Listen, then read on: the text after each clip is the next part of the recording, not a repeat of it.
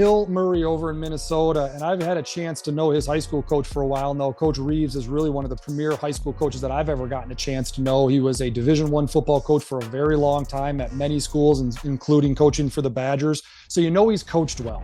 And you know the expectations and the ceiling is high there at Hill Murray. But the reality is when I watched him, he might be in the top 5 of players that we've watched to this point, as far as kind of that wow impact player that probably will come in and play early for the Blue Golds. And yes, I know I'm setting a high bar on him. And if I'm a junior or senior tight end, I should take that challenge and encouragement and go raise my level so that he infuses our group and just doesn't bypass me. Yeah, but he's kind of that smooth tight end that you see very common in college football now. You know, it's funny, no one will even remember this name, but there was a guy by the name of Vernon Davis that came out of Maryland that was a 4.3 pro, 4.3 at the combine, 40 guy, playing tight end, massive build.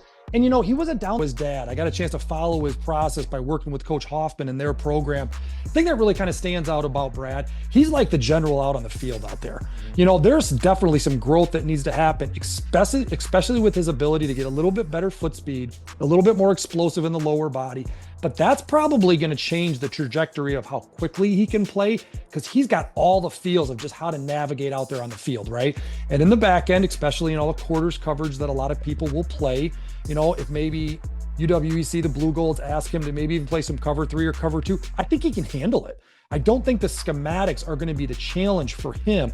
And when you're talking about that kind of a transitional player, it just comes down to how very valuable position for underclassmen. Tell me about Mason.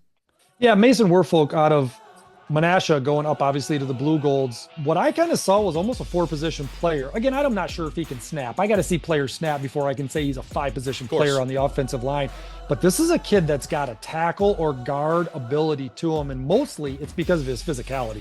Like, this is kind of a kid that just wants to go out there and hit people, right? But I think he's limited in his mobility to say, I'm just going to plop him down at left or right tackle, and he's going to be able to live out on an island. Not sure I see that yet.